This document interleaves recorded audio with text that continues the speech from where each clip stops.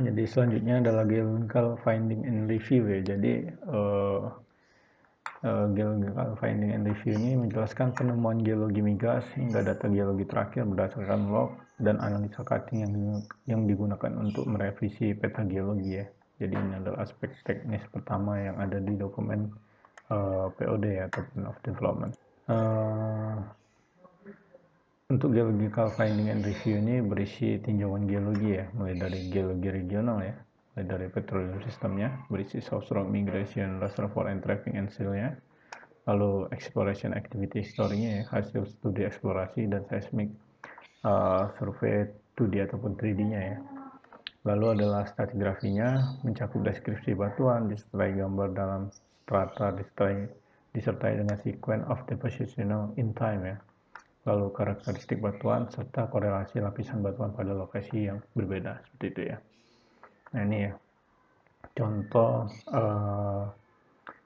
materi-materi atau poin-poin yang harus ada di tinjauan geologi ya, mulai dari depositional model ya, atau model pengendapannya, lalu stratigrafi, kolom stratigrafinya ya, mungkin masih secara ini ya, regionalnya ya, atau secara cekungannya ya, atau juga secara lapangannya ya, atau stratigrafi yang ada di wilayah kerja produksinya.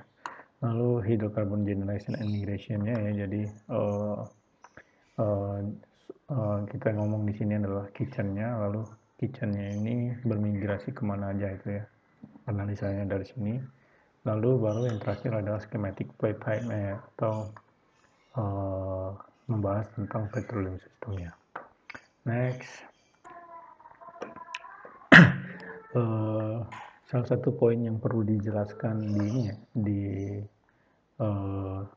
geological finding and review itu adalah petroleum system ya, dimana petroleum system adalah komponen-komponen yang harus terpenuhi supaya si reservoir migas ini bisa terbentuk ya. Namun kalau untuk sekarang ya sebenarnya untuk kondisi sekarang ya, petroleum system itu minimal harus ada batuan induk ya, karena kita kenal sekarang ada yang namanya unconventional reservoir ya. Jadi kalau memang nggak ada migrasi, nggak ada reservoir, jadi minyak yang terakumulasi di batuan induk itu masih bisa kita produksikan ya. Itu yang kita kenal dengan cadangan minyak shale ya, atau shale oil. Nah, komponen dari petroleum system ini terdiri dari batuan induk ya, batuan yang dapat membentuk minyak dan gas. Lalu yang kedua adalah migrasi ya, berupa jalur yang menghubungkan batuan induk dan perangkapnya ya. Lalu yang ketiga reservoir ya, batuan berpori yang dapat ditempati minyak dan gas. Yang keempat adalah perangkap, tempat terperangkapnya minyak dan gas. Dan yang kelima batuan penyekat atau seal rocknya ya, batuan impermeable yang tidak dapat dilalui minyak ataupun gas ya. Sehingga minyak ataupun gas bisa terakumulasi di reservoir tersebut. Nah, ini adalah contoh interpretasi seismik yang telah dilakukan, mungkin seperti itu ya. Jadi di sini diidentifikasi lapisan mana saja yang berperan sebagai reservoir dan juga berperan sebagai source rocknya, lalu ditentukan jalur-jalur migrasinya dan juga dicari memang lapisan yang membentuk suatu trap atau perangkap reservoir gitu ya. Lalu hasil dari interpretasi geologi dan geofisik itu adalah berupa peta 3 dimensi ya, atau kita kenal dengan static modeling ya, dimana static modeling itu berisi peta top struktur, lalu next ada peta gross isopa, peta net isopa, peta P isopa, peta sebaran isoporositas ya, peta isosaturasi, dan juga peta permeability. Ini adalah hasil akhir dari pemodelan geologi ya, baik itu 2D ataupun 3D gitu ya. Peta strukturnya adalah suatu peta 2 dimensi yang menggambarkan suatu kedalaman dan top atau bottom reservoir ya.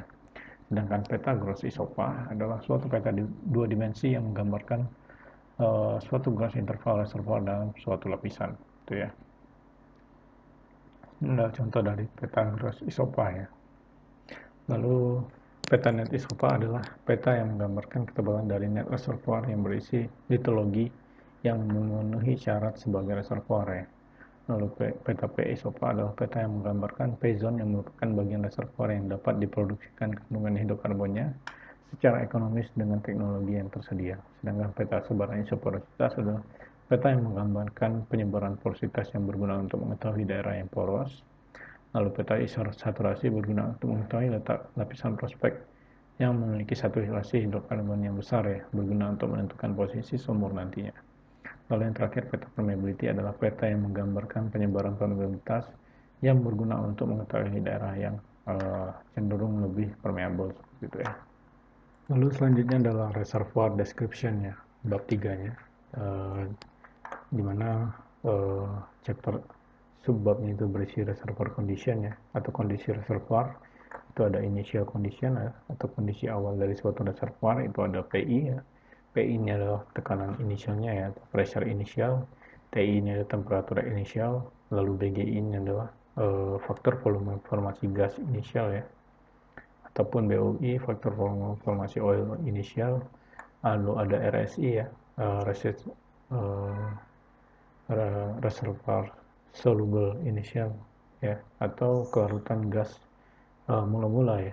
Lalu BOI adalah faktor formasi minyak mula-mula. PB ini adalah bubble pressure-nya ya, atau tekanan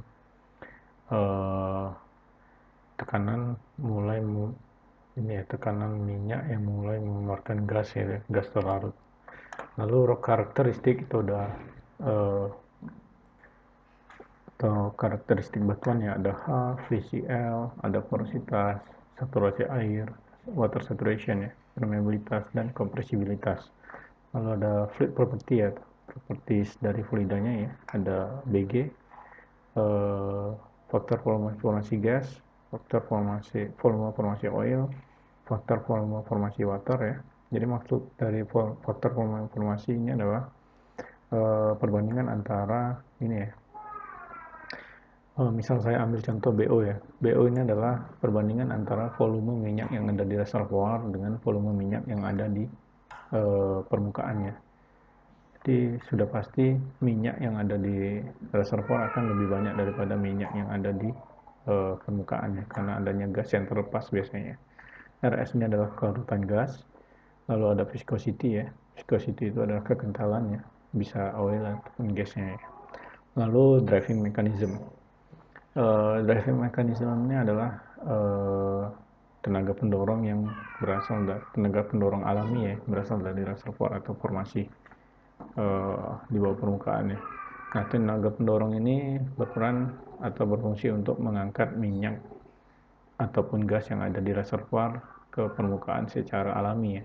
Itu ada gas cap drive ya, tenaga pendorong berasal dari gas yang ada di cap dari reservoir. Lalu solution gas drive ya, tenaga pendorong yang berasal dari gas yang terlarut dalam minyak. Lalu ada expansion gas drive ya, tenaga pendorong yang berasal dari gas yang ini ya, mengalami ekspansi ya. Lalu water drive, tenaga pendorong yang berasal dari bagian bawah reservoir ya, atau dari air aquifernya. Lalu yang terakhir adalah combination drive ya, jadi gabungan dari salah dua ya mungkin ya, mekanisme pendorong yang ada di sini. Lalu khusus untuk POD gas ya, dilampirkan komposisi gas yang telah melalui sertifikasi laboratorium seperti itu. Next, untuk analisa ini ya, reservoir condition ini sangat penting sebenarnya ya. Tujuannya untuk mengetahui mekanisme pendorong atau drive mechanism dari suatu reservoir ya, dimana dengan mengetahui drive mechanism itu akan membantu kita dalam menentukan metode produksi yang akan digunakan dan juga estimasi recovery factor yang akan didapat ya. Seperti itu. Ntar saya lanjut di video selanjutnya dulu ya.